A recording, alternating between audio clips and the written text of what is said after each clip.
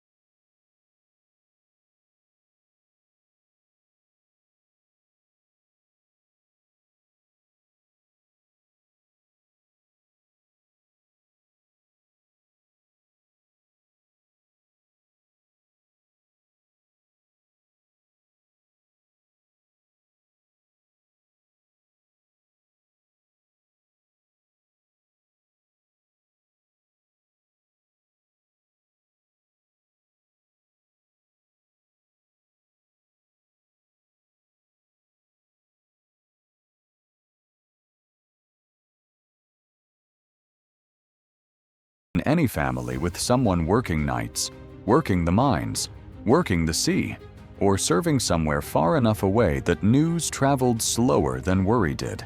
Most households ran this way. Someone was always assigned the waiting, whether or not it was ever said out loud. It was almost always a woman. Not because men didn't worry, they did.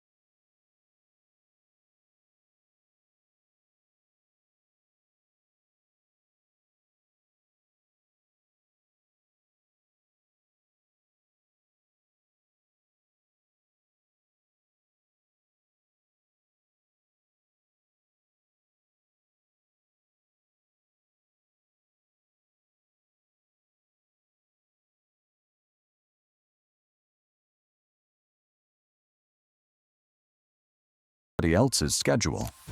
But it was, to the women who did it, simply what loving someone in a dangerous or uncertain trade required. Nobody had invented an alternative yet. Part 2. The information she didn't have and why that was the whole problem.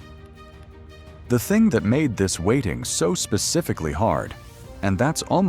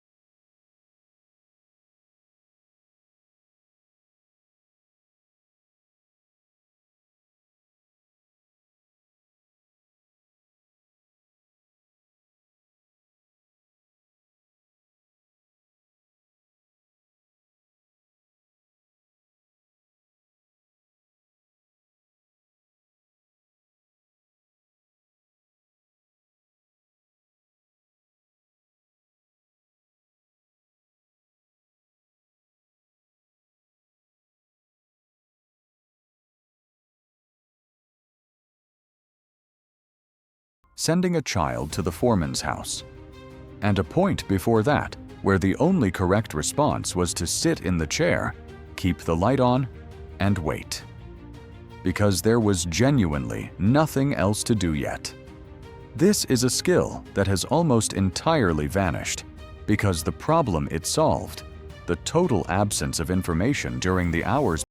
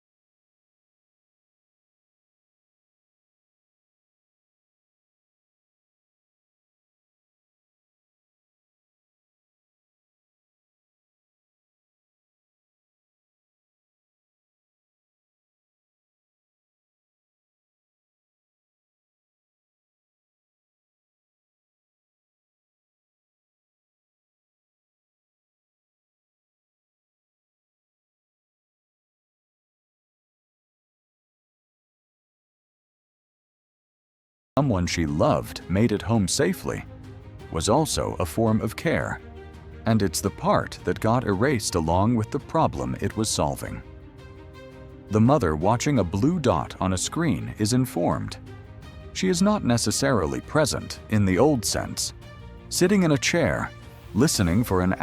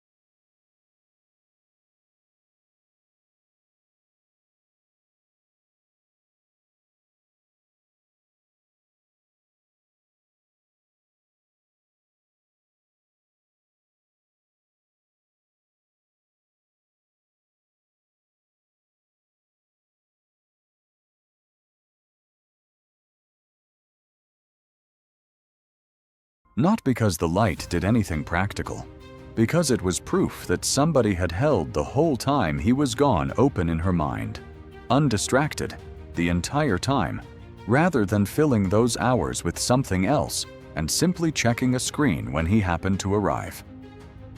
That specific gift, undivided, sustained attention, held open for someone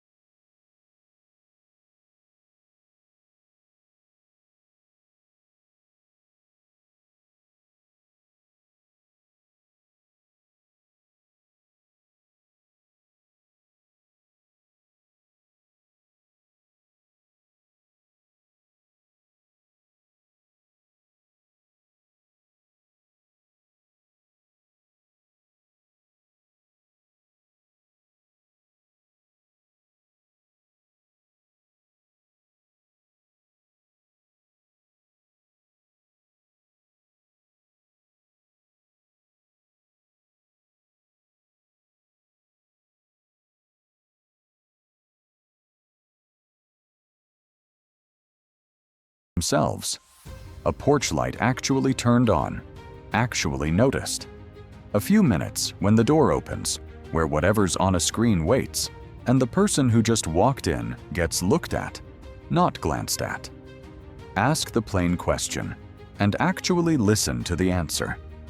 How was it? Was the entire content of the old Vigil. Most nights,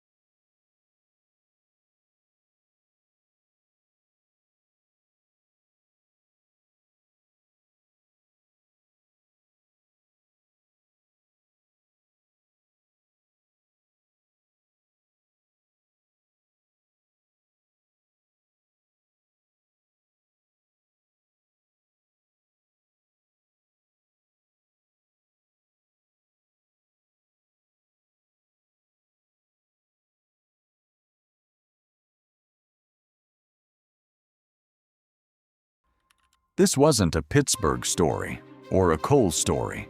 It was every trade with a door that closed behind someone at an hour nobody could promise. A fisherman's wife on the Maine coast kept the same vigil against a different kind of silence. No mine to cave in, just a boat that either came back into the harbor or didn't, and a window that faced the water instead of the road. Navy wives during the war kept a version of it that could last for months instead of hours, checking the mailbox the way other women checked the driveway, learning to read the gaps between letters the way a Pittsburgh wife read the gap between 11 and midnight. A trucker's wife in the 1970s kept the CB radio on low in the kitchen long after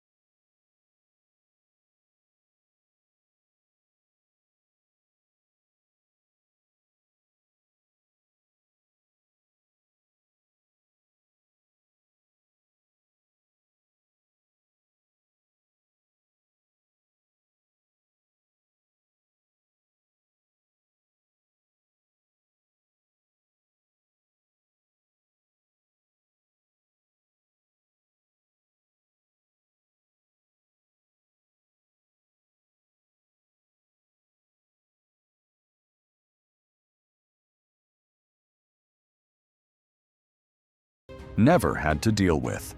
A strange, modern loneliness that comes from being constantly reachable and only rarely actually attended to. A teenager can text home a location update every 20 minutes and still come through the door to a parent who never once looked up from a screen the entire evening.